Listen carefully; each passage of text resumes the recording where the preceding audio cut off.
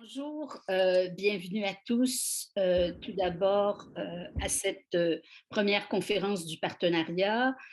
En tout premier lieu, nous reconnaissons que l'Université de Montréal, établissement hôte du partenariat, est située en territoire autochtone non cédé et que la nation Kanien'kehá:ka est la gardienne des terres et des eaux, formant aujourd'hui Tiohtià:ke, Montréal. Tiohtià:ke, Montréal, est historiquement connu comme un lieu de rassemblement pour de nombreuses Premières Nations et nous rendons hommage à ces peuples autochtones, à leurs descendants, ainsi qu'à l'esprit de fraternité qui a présidé à la signature de la Grande Paix de Montréal de 1701, un esprit de fraternité qui constitue le socle même de communautés universitaires et muséales comme les nôtres.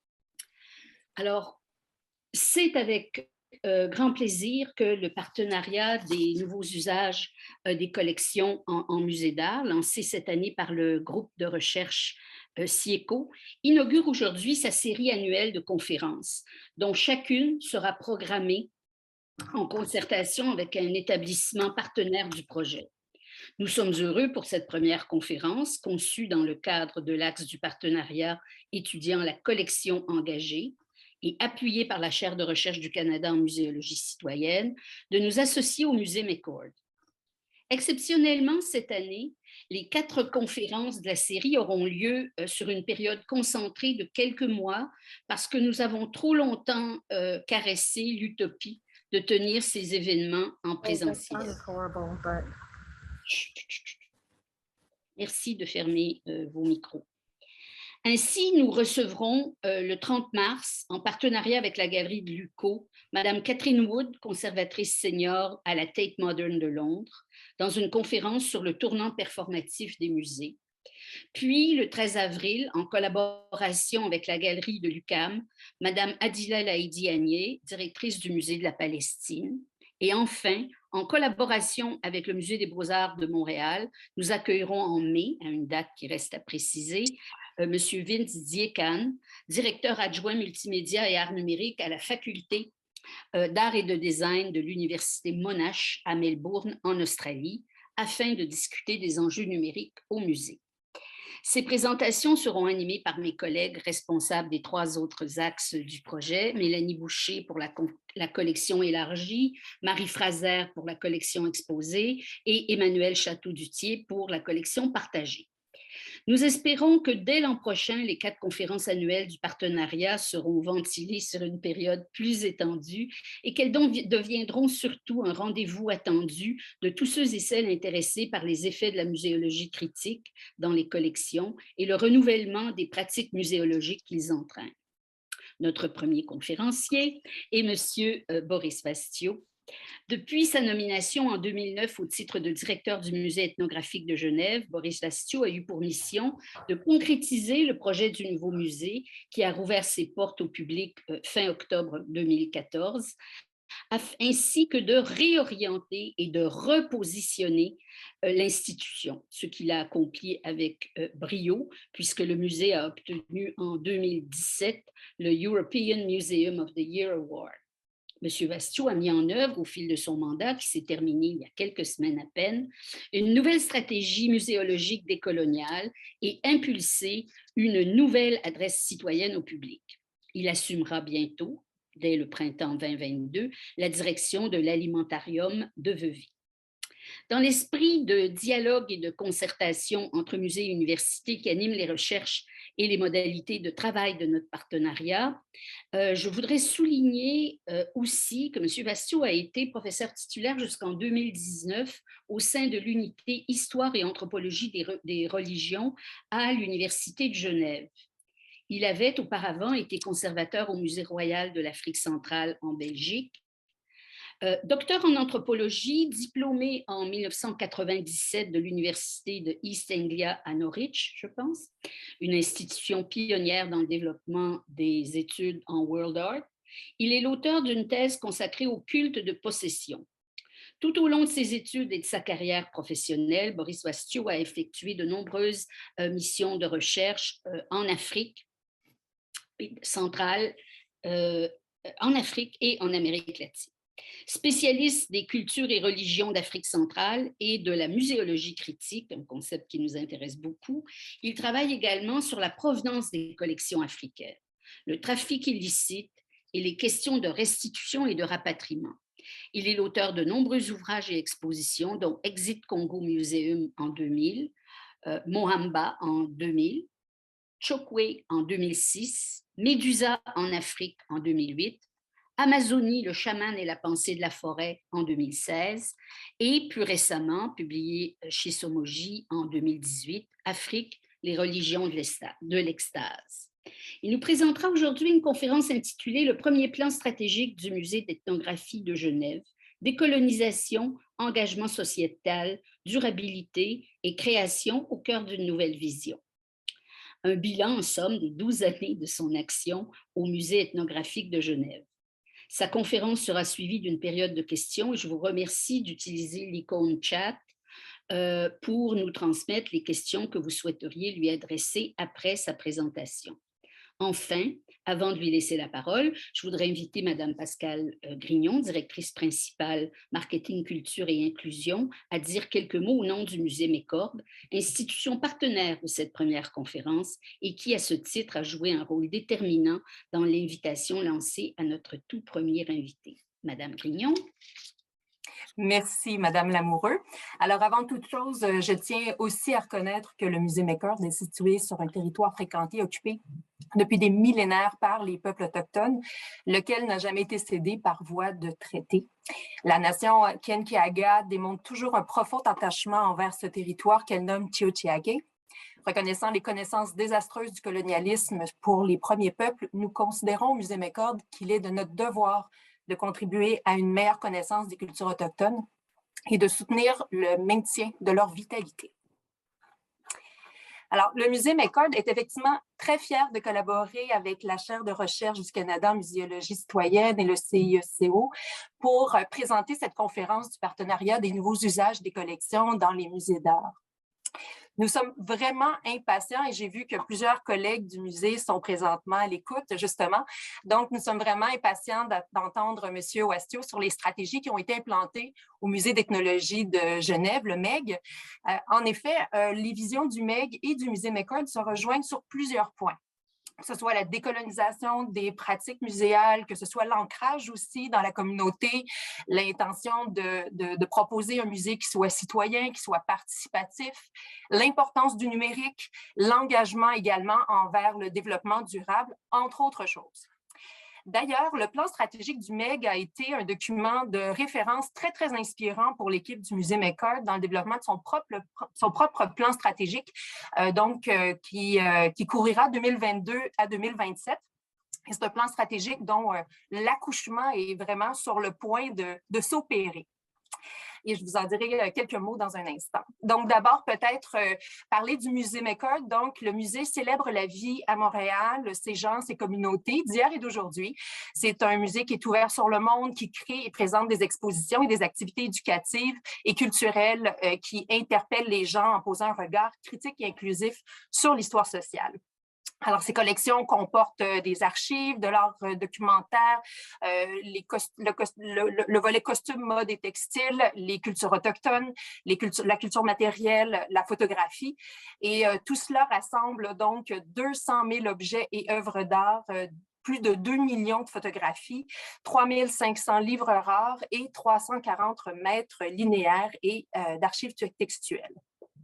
Le musée a été fondé le 13 octobre 1921, alors il y a de ça maintenant tout près ou un peu plus de 100 ans. Et donc, évidemment, l'année courante et l'année anniversaire du musée, donc qui se poursuivra jusqu'à la fin d'août prochain.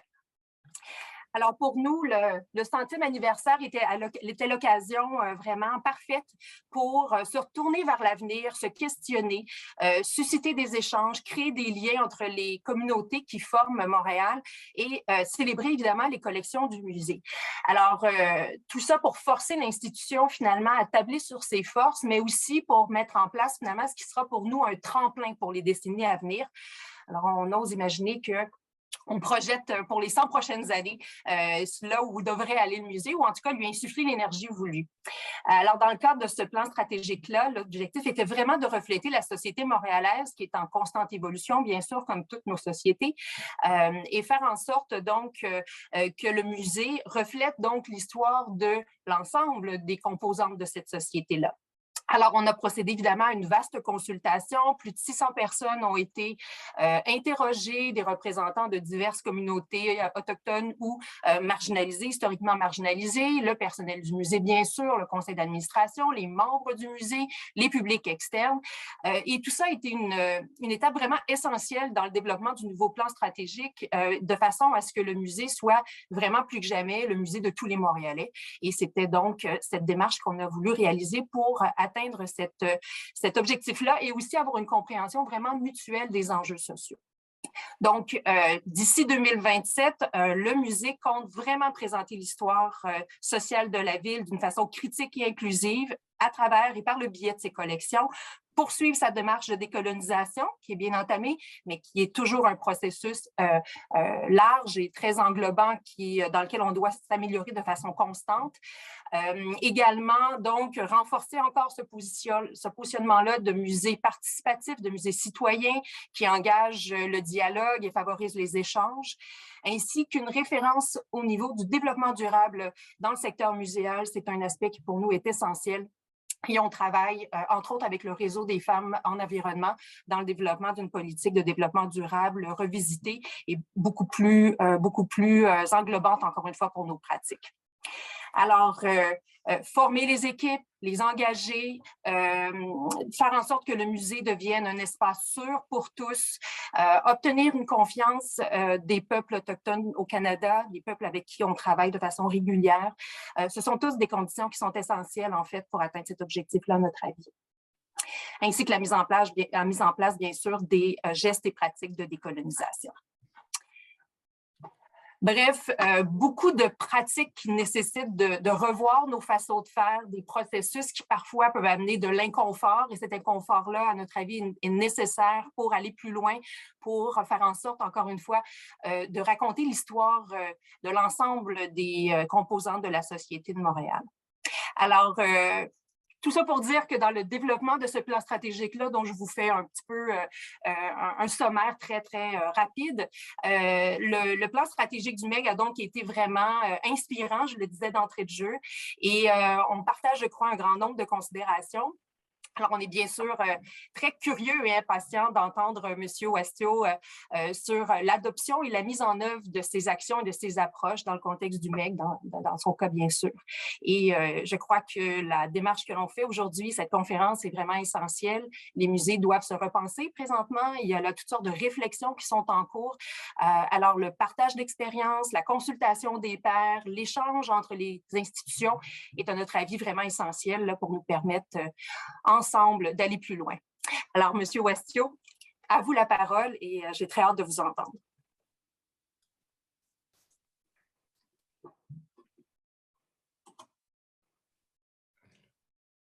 Alors, merci Madame Guignon pour ces mots d'introduction. Mesdames et messieurs, chers et chers collègues, c'est un honneur pour moi de m'adresser aujourd'hui à vous, à l'invitation du Musée McCord, de la chaire de recherche du Canada en muséologie citoyenne et du CIECO. C'est en fait ma dernière conférence en tant que directeur du MEG. Comme cela a été dit, je prendrai dans quelques jours mes fonctions à l'alimentarium de Vevey, où j'ai été nommé directeur à l'autre bout du lac Léman. C'est un honneur pour moi, mais aussi pour toutes les équipes du MEG, et en particulier celles et ceux qui se sont impliqués dans la préparation du plan stratégique dont je vais parler, et qui œuvreront encore plusieurs années à sa réalisation, alors que moi, je vais partir pour d'autres aventures. Alors, je voudrais citer ici notamment Olivier Kress, notre administrateur, Karine Durand, notre conservatrice en chef, et qui est aujourd'hui directrice ad interim du MEG, Mauricio Estrada Munoz, responsable des publics, Laurence Berlamont, responsable de la communication, et Sandrine Ostetler, assistante de direction, mais aussi toutes leurs équipes.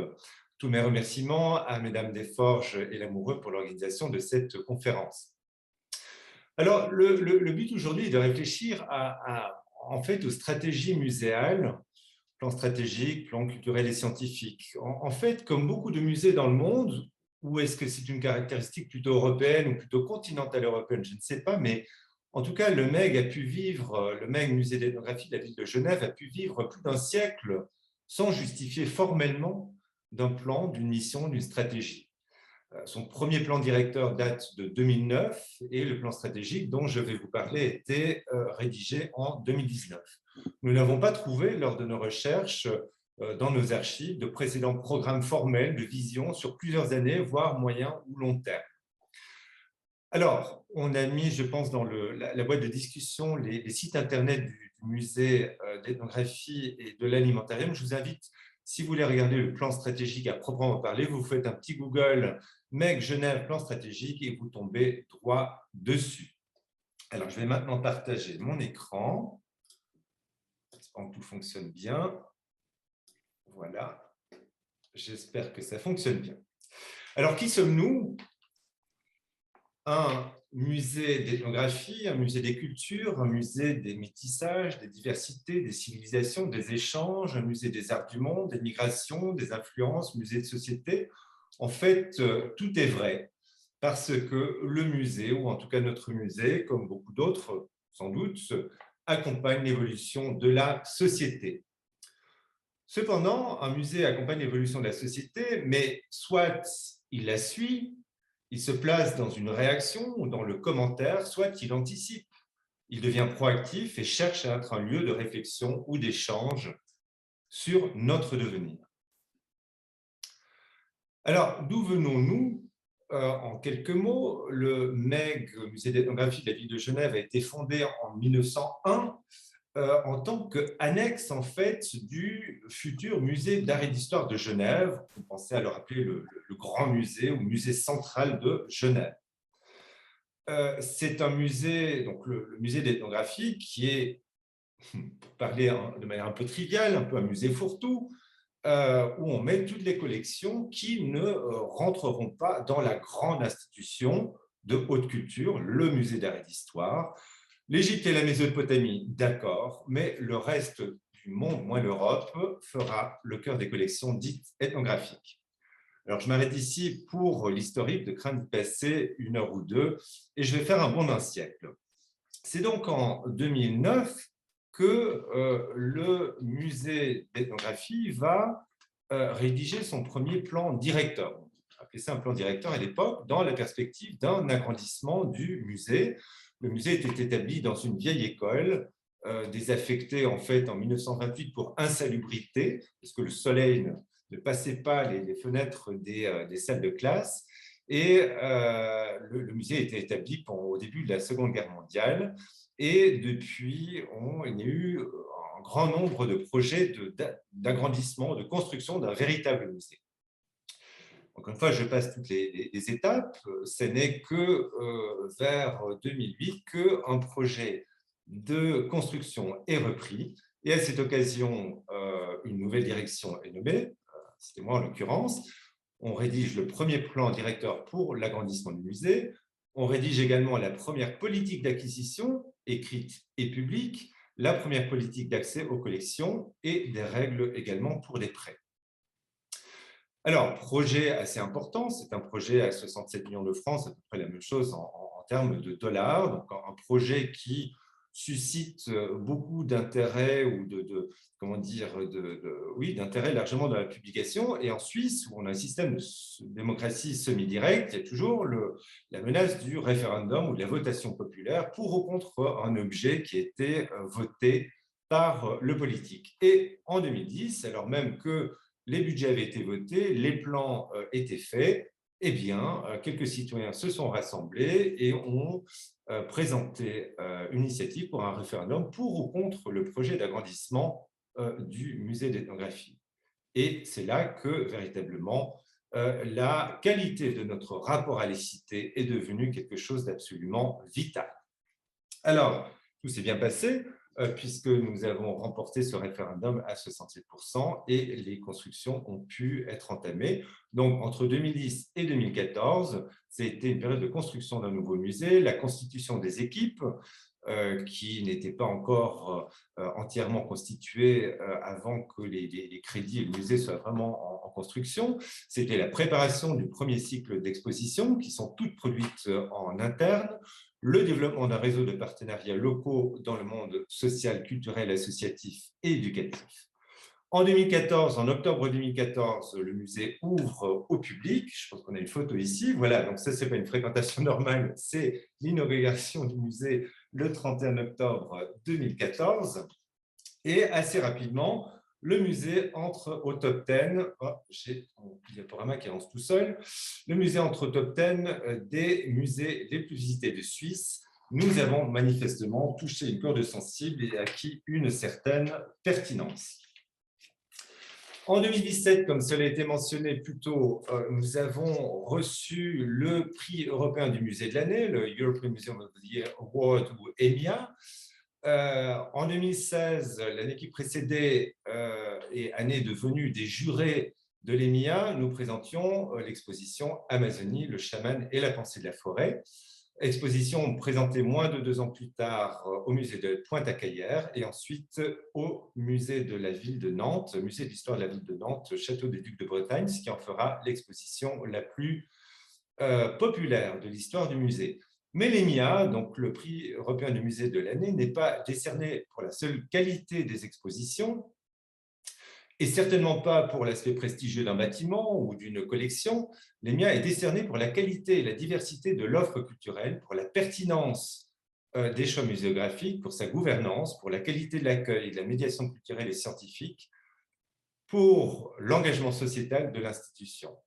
Élément clé également, je viens de les citer, les partenariats. Pour l'organisation de 3,7 événements publics par jour en moyenne en 2018, 30 à 50 partenaires collaborent avec l'unité des publics dirigée par Mauricio Estrada Munoz pour une programmation extrêmement riche, mais avant tout inclusive, facile d'accès.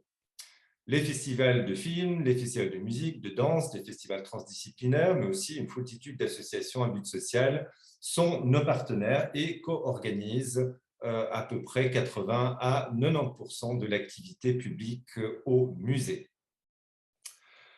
Alors, dans les années qui ont suivi, en 2017-2018, pour moi, il était clair que je ne souhaitais pas que nous nous reposions sur ces beaux lauriers et nous nous sommes donc résolument engagés dans la préparation d'un premier plan stratégique avec l'aide de la consultante Nari Blankenberg, ancienne chef de projet chez Lord Cultural Resources, qui, je pense, est au Canada, elle-même est née au Canada.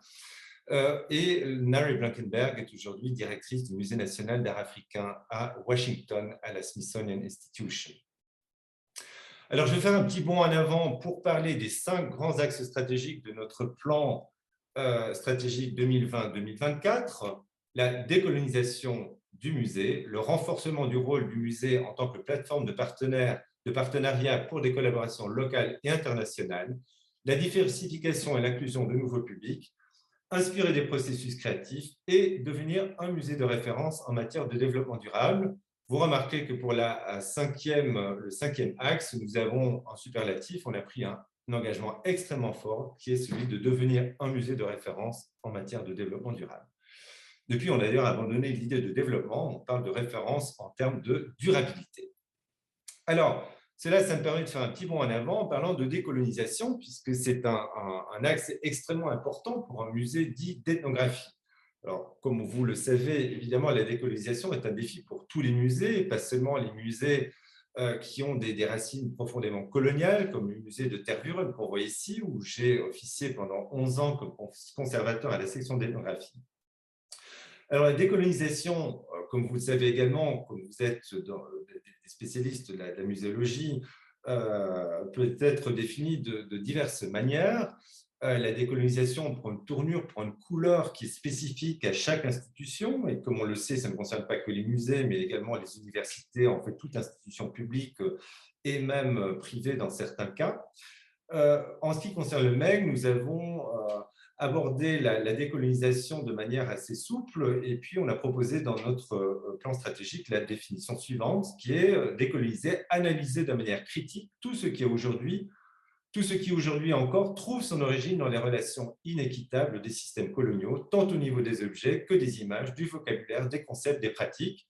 C'est les formes de classement, c'est les attributions, c'est les modes de présentation, c'est la muséographie, c'est la manière dont on assemble les objets, c'est l'interprétation des objets, les cartels des textes, etc. Décoloniser, c'est aussi comprendre comment ceci a participé de la construction d'une image du monde parmi le public, et c'est aussi porter avec ce public un nouveau regard sur le monde. Alors, donc, décoloniser, ça peut paraître quelque chose de... Quand on parle de décolonisation et qu'on pense à l'Europe, on pense immédiatement à la Belgique, à la Grande-Bretagne, à la France, qui sont des pays qui ont eu des colonies très importantes. Et on ne pense pas nécessairement à la Suisse, parce que de manière générale, peu de gens connaissent les liens entre la Suisse et le monde colonial. Or, la Suisse et Genève, en ce qui nous concerne, ont été partie prenante dans les projets coloniaux depuis le début de la colonisation européenne partout dans le monde. Alors, juste quelques exemples. Ici, on a un lien avec un événement pas très loin de chez vous, l'université de Harvard, la galerie d'art de l'université de Harvard est poursuivie par la descendante d'un esclave qui n'accepte pas la manière dont on utilise des photographies, des daguerréotypes en fait, qui représentent en principe son grand-père qui était esclave et qui est présenté enchaîné.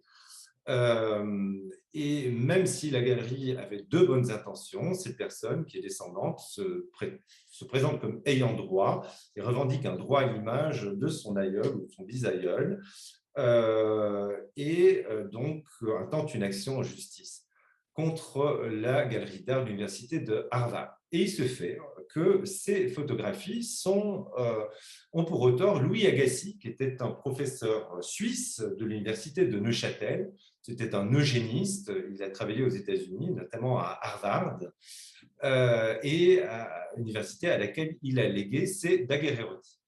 Eh bien, en 2019, une quarantaine de descendants de Louis Agassiz se sont rassemblés, ont soutenu cette personne qui revendiquait le droit à l'image de son grand-père.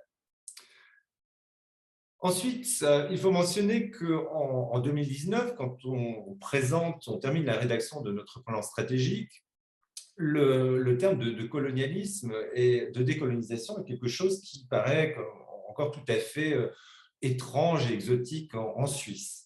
Et très rapidement, au cours de l'année, ça devient un peu mainstream. On fait même la première page de certains journaux avec pour décoloniser nos musées ici dans le temps. On aura des articles dans des journaux importants comme la NZZ à Zurich. Il y avait déjà 1 ou 2 années qu'on commençait à parler du passé colonial suisse, notamment les investissements financiers, comme ici Alfred Escher, dont la statue trône toujours à Zurich, qui était un banquier qui a beaucoup investi dans le trafic négrier. On parle de plus en plus de l'industrie suisse et de son lien avec le colonialisme, comme ici au château de Prangin, musée national suisse, où on avait une exposition sur les indiennes, ces textiles que vous voyez ici sur ce lit à baldaquin et qui étaient utilisés pour le commerce triangulaire et qui a fait la fortune en fait de nombreuses familles neuchâteloises, notamment celles qui ont investi dans la région de Nantes pour approvisionner directement les navires négriers. Parfois, des personnages en fait très connus sont très connus pour certaines actions, mais pas du tout pour leur lien avec le colonialisme. Ainsi, Gustave Moynier, qui est un des cofondateurs de la Croix-Rouge avec Henri Dunant, était en fait une personne extrêmement influente dans le dernier quart du 19e siècle, un des architectes de la conférence de Berlin en 1885. C'est quelqu'un qui avait l'oreille du roi Léopold, qui est un des instigateurs de la fondation de l'Association internationale africaine, qui va aussi fonder l'Institut de droit international, qui aura des antennes un peu partout en Europe et qui vont en fait établir la base ou la structure juridique de l'État indépendant du Congo, le Congo Free State, qui n'est nul autre qu'une vaste entreprise néolibérale au cœur de l'Afrique. Donc, contrairement à l'image que l'on a souvent que la conférence de Berlin, c'est le grand partage entre les puissances occidentales ou européennes en particulier de l'Afrique, non, la conférence de Berlin, c'est l'établissement de règles de colonisation et l'établissement de zones de libre-échange au cœur de l'Afrique avec l'État indépendant du Congo, mais aussi de libre circulation et de libre commerce sur les grands cours d'eau. Alors, Gustave Moynier n'aura pas eu le prix Nobel avec Henri Dunant pour la fondation de la Croix-Rouge, mais l'aura pour son activité avec l'Institut de droit international. Un autre, alors il y a en fait de nombreux genevois ou entrepreneurs genevois ont des colonies particulières, plantations esclavagistes dans les Caraïbes, mais aussi par exemple un consortium de banquiers, de patriciens genevois ont investi en Algérie dans une immense colonie qui était plus grande qu'aujourd'hui le plus grand canton de Suisse, le canton du Valais. Excusez-moi, les slides sautent à chaque fois. Donc colonie établie dans les années 1850 et qui ne sera abolie qu'en 1958, donc quelques années avant l'indépendance de l'Algérie. Un lien, encore une fois, avec un des cofondateurs de la Croix-Rouge, Henri Dunant cette fois, puisque Henri Dunant était un des avocats qui plaidait pour la cause des colonies genevoises de Sétif dans ces années-là. Il se fait d'ailleurs que si Henri Dunant a fondé la Croix-Rouge après avoir été témoin des horreurs du champ de bataille de Solferino en 1858, alors qu'il était en voyage d'affaires. Si cela, tout le monde le sait, personne ne sait en fait, en général, ce qu'il faisait à Solferino. En fait, il était en voyage pour aller à la rencontre de Napoléon III et négocier les intérêts des investisseurs genevois dans la colonie française algérienne. La Suisse, Genève, mais aussi Fribourg et Bâle ont formé des cohortes de missionnaires qui ont travaillé dans les colonies belges, les colonies suisses, les colonies allemandes notamment, ceux-ci en Afrique, dans le Pacifique et dans les Amériques, donc ont très largement contribué à cet aspect du colonialisme. Les sociétés de géographie, également en Suisse, ont beaucoup soutenu la recherche coloniale. Elles ont d'ailleurs énormément mis de pression sur l'État, la Confédération, pour l'inciter à investir dans les colonies, ce que la Confédération n'a néanmoins jamais fait. Finalement, au niveau des cultures populaires, bien, la Suisse, à bien des égards, a vécu comme tous les autres pays européens cette période, en particulier au XIXe siècle, d'exotisme et de représentation caricaturale du monde extra-européen. Et la Suisse, par exemple, n'était pas étrangère à ces villages ou ces eaux humains qu'on appelait des villages nègres ou villages noirs, ceci de la fin du XIXe siècle jusqu'à la Seconde Guerre mondiale, autant dans les cantons francophones que dans les cantons néerlandophones. Et les slides.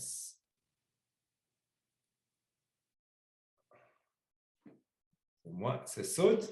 Alors, depuis 2 ans environ, on constate en Suisse de plus en plus de réactions assez violentes contre ces traces du colonialisme, comme on l'a vu en Amérique du Nord, en Grande-Bretagne et dans d'autres pays d'Europe. Ici, on a le statut de David de Pury, qui était un citoyen de la ville de Neuchâtel, dont une partie de la fortune avait été faite en finançant la traite négrière. Alors, David de Pury est sur un pédestal ici, parce que, non pas parce qu'il a participé à la traite négrière, mais parce qu'il a légué une fortune absolument colossale à la ville de Neuchâtel, qui a permis de construire des hôpitaux, des écoles, des infrastructures publiques, et il est dans la mémoire de la ville depuis plusieurs siècles comme quelqu'un qui a vraiment rendu un service énorme à la population. Aujourd'hui, c'est son implication dans la traite négrière qui fait que la mémoire de son nom est aujourd'hui attaquée. Alors, j'essaie de passer les slides. Voilà. Alors, une vue de la collection permanente du musée d'ethnographie. À gauche, vous avez des objets qui viennent du Gabon. Les premiers appartenaient à un peintre genevois, Émile Chambon, qui les tenait de son oncle François Copier, qui était un militaire colonial français établi en Centrafrique et au Gabon. D'autres masques et sculptures du Gabon collectés, c'est l'euphémisme de mise par le pasteur Fernand Gréber entre 1913 et 1931 au Gabon. Sur la droite, vous avez des objets qui sont issus de la ville de Benin City, ville royale du Nigeria, qui a été pillée par les Anglais lors d'une expédition punitive en 1897. Et je pourrais prendre des perspectives un peu partout dans dans la collection permanente et vous démontrer la provenance coloniale de la plupart des objets.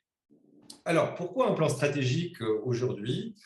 Parce que le musée, comme je le dis d'abord en préambule, accompagne l'évolution de la société. Pour mieux connaître les publics existants et à venir, pour interroger nos façons de travailler, présentes mais aussi futures. On essaie de comprendre comment on peut constamment repenser nos manières de travailler. J'ai dit combien, en fait, le musée d'ethnographie de Genève était un musée qui avait du succès, qui était rentré dans le top 10 des musées les plus fréquentés, et donc on pensait qu'on allait continuer sur cette voie sans changer de cap, puisque nous avions rencontré le succès. Eh bien non, il faut constamment repenser nos manières de travailler et les mettre en question, pour changer nos façons d'informer et de communiquer, pour éclairer en fait le rôle du MEG. Il fallait que nous retravaillions une vision et une mission pour le court, le moyen et le long terme. Et donc aussi pour pouvoir communiquer nos engagements, celui de décoloniser le musée, de répondre à l'évolution des publics, d'étendre la transition numérique, de transformer notre manière de travailler. Et finalement, d'inspirer la création. Les musées ont dans leur étymologie cette idée qu'ils sont la maison des muses. Eh bien, il faut que les musées continuent d'inspirer et d'inspirer la création. Décoloniser le musée, c'est opérer un mouvement et rappeler un mouvement de la brutalité à l'équité. C'est rappeler le contexte, c'est rappeler que l'histoire de l'ethnographie, que la constitution des collections et que les pratiques muséales ont été associées à l'oppression et à la dépossession des populations à l'origine de la plupart des objets que nous conservons et que nous présentons au public. Décoloniser le musée, c'est un mouvement de la mainmise au partage. C'est quelque chose qui doit avoir un impact, qui ne doit pas se contenter d'exposer, d'être un objet de contemplation, mais qui doit provoquer, qui doit avoir un impact sur les publics au sens large. La représentation, le langage, les relations avec les peuples, nos pratiques muséales sont toutes concernées. Décoloniser le musée, c'est un mouvement de la conservation vers la conversation. C'est intervenir activement sur la question du pouvoir dans les manières de collectionner, de classer, de représenter, d'interpréter, de collaborer et de communiquer. C'est anticiper aussi les controverses relatives aux collections et les demandes de restitution. Comme je le disais en préambule, ne pas être dans la réaction et réagir et attendre qu'il se passe quelque chose, mais aller de l'avant, essayer d'anticiper ce qui va devenir demain, ce qui pourrait demain devenir un objet de contentieux. C'est également interroger la provenance des conditions d'acquisition des collections. Pas simplement se poser la question et documenter la manière dont ils sont venus, mais de se poser la question du pourquoi et du comment. Si on connaît souvent la provenance d'un objet, qui l'a acquis et de quelle manière, mais pourquoi? Et pourquoi le musée voulait-il en faire l'acquisition? Pourquoi voulait-il à ce point cumuler des objets? Qu'est-ce qu'il en faisait? Décoloniser le musée, c'est un mouvement de l'autorité à la pluralité, c'est susciter le respect parmi nos publics et le personnel envers les populations à travers l'évocation des exclusions, des dépossessions et des violences.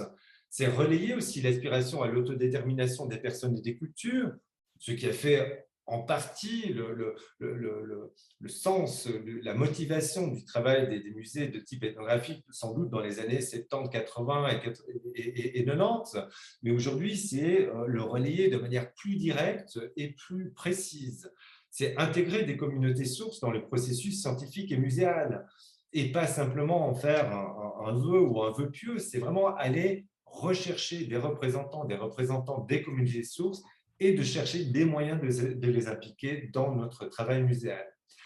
Décoloniser le musée, c'est un mouvement de l'observation à l'inclusion, vers l'inclusion. C'est valoriser les échanges équitables, pas plus l'appropriation, l'utilisation, mais un échange. On a obtenu, on a quelque chose, il y a eu une appropriation, qu'est-ce qu'on peut rendre en retour? Comment est-ce qu'on peut renvoyer l'ascenseur?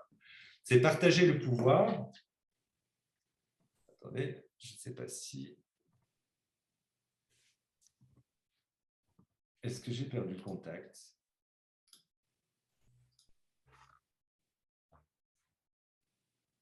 Ah ben zut. Tout va bien, nous vous entendons. Ah, vous m'entendez encore? Parce que je ne voyais plus. Est-ce qu'on voit toujours la présentation? Oui. C'est parfait. Ok, merci. Excusez-moi, c'est parce que tout avait disparu sur mon écran.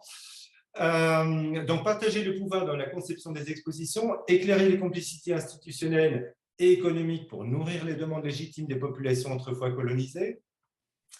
C'est un mouvement de la différence vers la réciprocité. C'est créer une discussion à plusieurs voix. C'est célébrer le cosmopolitisme de Genève, une ville où sont représentées pratiquement toutes les nationalités et probablement des milliers de cultures différentes. C'est effacer la frontière entre le nous et les autres, qui est vraiment la plaie, si on veut, des musées d'ethnographie dans leur approche culturaliste. Il faut aussi répondre à l'évolution des publics et aller de l'information vers l'échange, c'est connaître les intérêts, les motivations des publics. Et c'est là qu'on a probablement, je pense, avec ce plan stratégique et la recherche qui a mené, fait les plus grandes avancées. C'est montrer aux personnes qu'elles font partie de l'action du MEG, c'est servir de ressources aux communautés, c'est engager un mouvement de l'unité vers la diversité, identifier les publics par leur motivation, même si on a depuis maintenant une demi-douzaine d'années des statistiques assez précises de fréquentation, on a des statistiques qui nous donnent des données sociodémographiques toutefois extrêmement classiques. L'âge, le genre, le lieu de résidence, le niveau socio-économique. Et quand on analyse ces statistiques, pour le MEG comme pour la plupart des musées de la ville de Genève, on a l'impression de lire les statistiques de Bourdieu à la fin des années 60 et que pas grand-chose n'a changé. Alors, une des choses qu'on veut faire, c'est mieux connaître nos publics et leur motivation, sachant qu'on peut venir au musée pour des intérêts complètement différents et qui peuvent être tout à fait indifférents du genre et de l'âge. On peut, et là on a repris, je reprends ici la typologie de Falk, être le cool hunt, on vient au musée qui nous inspire parce qu'on est des créateurs, ou on vient au musée parce qu'on est expert et qu'on veut étudier un sujet particulier. On vient au musée parce qu'on est initié, on interroge une histoire propre, on va chercher un lien intime avec des objets de la collection. On peut être le voyageur ou la voyageuse qui explore, qui comprend, qui veut découvrir le monde à travers les collections du musée, ou le régénérateur, la régénératrice qui vient méditer le monde dans le musée, ou le socialisateur, la personne qui vient, qui stimule la culture des enfants, des amis, des parents.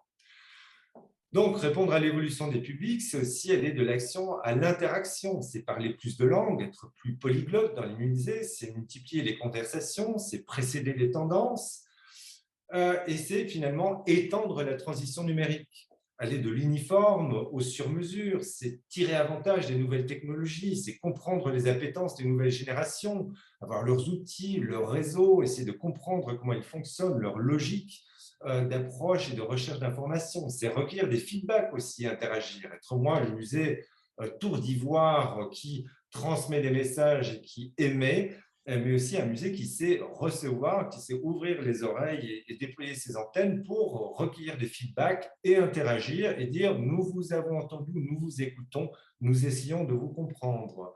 C'est personnaliser la relation au MEG grâce notamment aux réseaux sociaux. La transition numérique, c'est aussi aller de la généralité à la spécificité. Donc, encore une fois, ce n'est plus tout simplement dire nous mettons à disposition nos bases de données, nous mettons tout le programme à disposition, mais savoir comment on peut être spécifique et intéresser des catégories, des communautés spécifiques parmi nos audiences.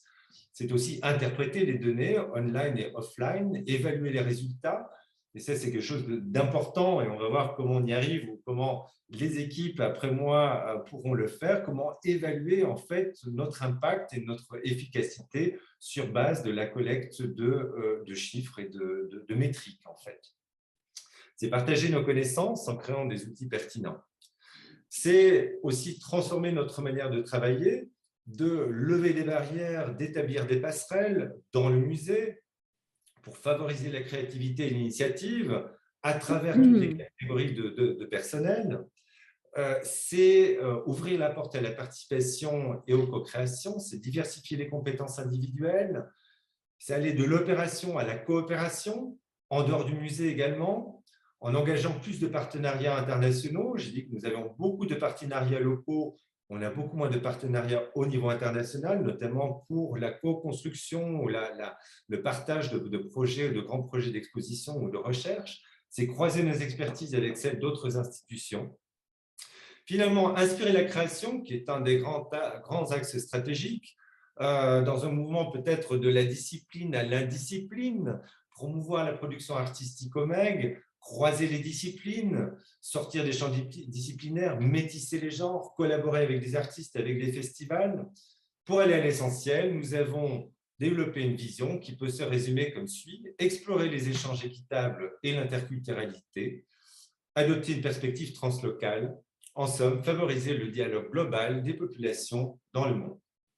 Et pour mission, de questionner les idées reçues et les pratiques et les représentations culturelles et orienter le regard vers l'avenir. Ça, c'est quelque chose qui était très important, en tout cas que j'avais énormément à cœur, c'est que les musées, en particulier les musées de notre type, qui viennent plutôt d'une tradition universitaire et qui a toujours une prétention d'être une institution scientifique, c'est vu comme la plupart des musées prise dans la spirale de la patrimonialisation des années 80 et 90, et donc c'est forcément orienté vers l'histoire de ces collections, et ces collections vieillissant étant de moins en moins contemporaines, c'est presque exclusivement tourné vers le passé et l'histoire de la propre institution, l'histoire culturelle. Et aujourd'hui, il est important que les musées qui ont une prétention d'être des lieux de recherche en anthropologie ou même ethnographie, si on veut conserver ce terme, s'intéressent au présent, mais aussi à notre devenir, et donc permettre à nos publics d'orienter leur regard vers l'avenir.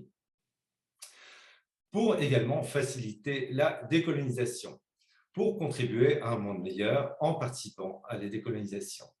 Alors, ce plan stratégique qui se décline en aujourd'hui 9 programmes que vous pouvez trouver aussi assez facilement sur Google, programme stratégique MEG Genève, ou tout près sur le site web du plan stratégique.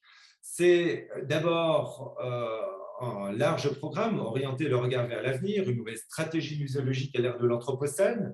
Ça a consisté pour nous de mettre sur pied un nouveau mode d'organisation du travail en mode programme et projet avec un PMO, un Project Management Office, avec une organisation du travail qui est beaucoup plus transverse, avec des groupes de travail qui traversent en fait les équipes de médiation, de conservation, mais aussi de l'administration des services publics et de la communication.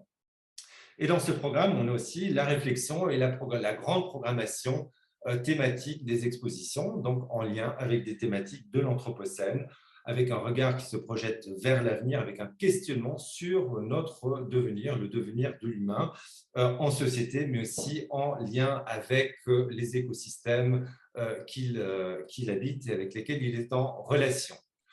Le deuxième programme, le plus large, est celui de la décolonisation des collections, un dialogue renoué avec les cultures d'origine pour des échanges équitables. Alors, ce programme, comme tous les autres programmes, se décline en une série de projets qui sont portés chaque fois par un collaborateur ou une collaboratrice du MEG.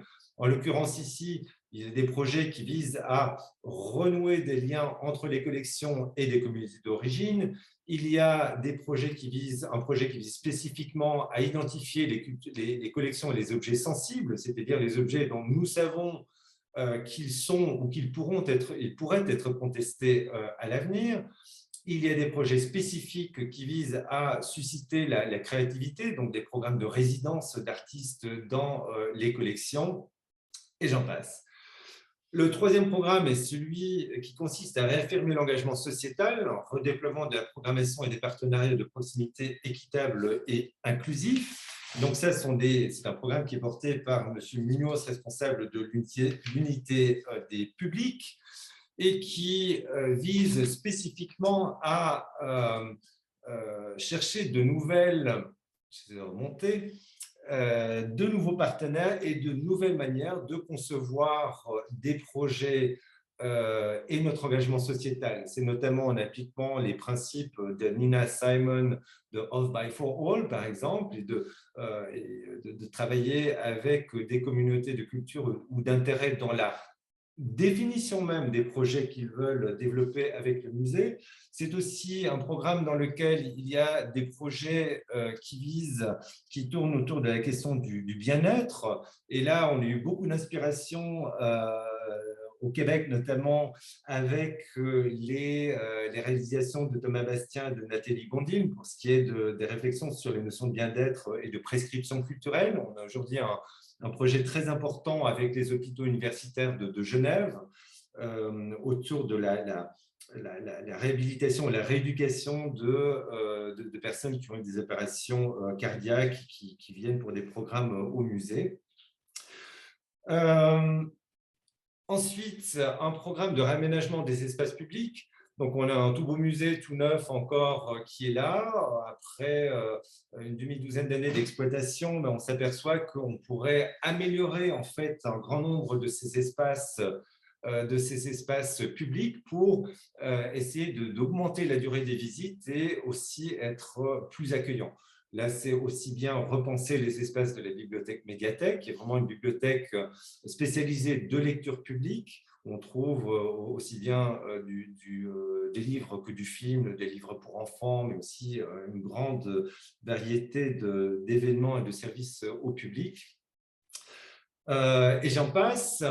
Un programme de transition numérique, de nouvelles technologies et l'innovation comme culture d'entreprise. Donc là, l'ambition, évidemment, est de continuer à développer une architecture globale du numérique. Comme je l'ai dit, pouvoir collecter des données, pouvoir avoir des métriques et pouvoir, à l'avenir, baser davantage nos décisions sur une connaissance qui est aussi objectivée à travers des métriques. Programme suivant, augmenter la transition. Voilà, il y a un bug dans les slides. Augmenter la durabilité et réduire l'empreinte carbone des mesures concrètes pour faire face à l'urgence climatique et environnementale. Ça, c'est un programme qui est assez exemplaire dans le sens où, moi, ça sautera jusqu'à la fin, où c'est un programme composé de projets qui ont vraiment suscité énormément d'intérêt de manière transverse dans le musée. Donc, c'est le programme pour lequel on a le plus de participation qui vont du personnel technique de la régie sécurité au personnel de l'accueil, aussi bien que la conservation, la restauration et l'administration. Donc, on constate que beaucoup de gens se reconnaissent dans les enjeux de la durabilité. Et concrètement, en termes de projet, on a la réalisation d'une charte écologiquement et socialement responsable pour la conception des expositions, qui soit forte et contraignante. On a aussi vraiment tout un projet de changement de culture du travail, de mettre la durabilité au fondement de toutes les pratiques, de toutes les activités au travail. Donc ça, c'est un projet qui fonctionne bien et qui nous permet aussi, et qui suscite aussi beaucoup d'intérêt dans d'autres musées au niveau national pour le moment. Développer une nouvelle identité verbale, visuelle, une transformation qui reflète l'orientation muséologique et décoloniale du musée et qui renforce son positionnement international. Donc là, c'est toute la réflexion sur comment on va repositionner les musées à travers notre communication, notre engagement numérique, mais aussi l'identité visuelle et logo. Et ça vous intéressera peut-être, la question de la dénomination. Donc, le changement de nom du musée est quelque chose qu'on a remis à l'ordre du jour avec ce plan stratégique. Il en avait été question déjà en 2009 lors de la rédaction du plan directeur du musée, mais l'option avait été rejetée de toutes parts, tant en interne qu'en externe, et puis notamment parce qu'elle était jugée trop risquée dans, dans les phases de préparation de la construction du nouveau musée, puisque ça aurait pu être un objet de discorde. Et comme il y avait la menace d'une votation qui a eu lieu, finalement, on se dit, ben, voilà, engager un changement de nom, ça risque de polariser les avis, de créer des antagonismes, et on risque, s'il y a un référendum, de le perdre. Donc, 10 ans après, on est revenu avec la question, et là, c'est excessivement intéressant, à bien des égards. D'abord, ça nous a permis de tester un mode d'engagement avec les publics et d'engagement citoyen tout à fait nouveau. Donc, on a créé un mini-site sur lequel on a énormément communiqué et à travers lesquels on présentait les raisons pour lesquelles on voulait changer de nom l'institution. Notamment parce que le terme d'ethnographie est hérité d'un passé colonial, c'est une discipline coloniale, c'est un archaïsme d'une certaine manière. Je ne sais pas au Québec, mais en tout cas ici, on n'étudie plus guère l'ethnographie. Aucun membre du personnel, depuis que je suis au MEG, ne se présente comme ethnographe, on ne dit faire de l'ethnographie, on ne présente son travail comme tel. Et du reste, l'ethnographie est un mode de représentation unilatérale qui ne correspond plus du tout aux pratiques actuelles. Si on regarde les expositions de ces 10 dernières années, eh bien, on y trouve non seulement pas d'ethnographes, mais on y trouve une quantité de personnes ayant des expertises différentes, comme ici Brooke Andrew, qui est un artiste, qui est aussi un historien de l'art et anthropologue. On trouve des géographes, on trouve des politologues, on trouve des activistes, on trouve des artivistes, on trouve à peu près tout le monde au musée dit d'ethnographie, mais on ne trouve personne qui se présente comme ethnographe. Néanmoins, en abordant la question, on s'est rendu compte qu'assez rapidement, il y a eu des oppositions, d'une part politique, d'autre part dans certaines catégories plus conservatrices, disons, de la population.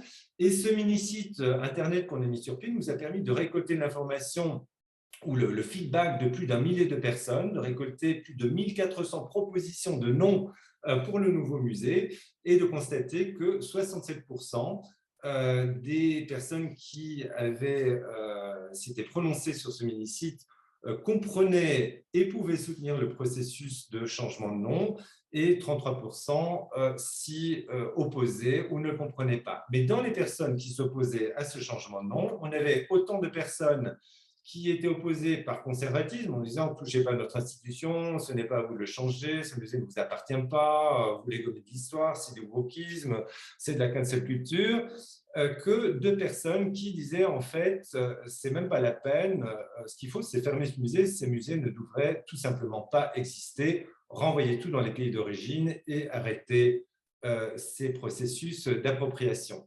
Et donc, à travers une vingtaine de questions, on a pu recueillir énormément d'informations et ça, c'est comme un miroir tendu au musée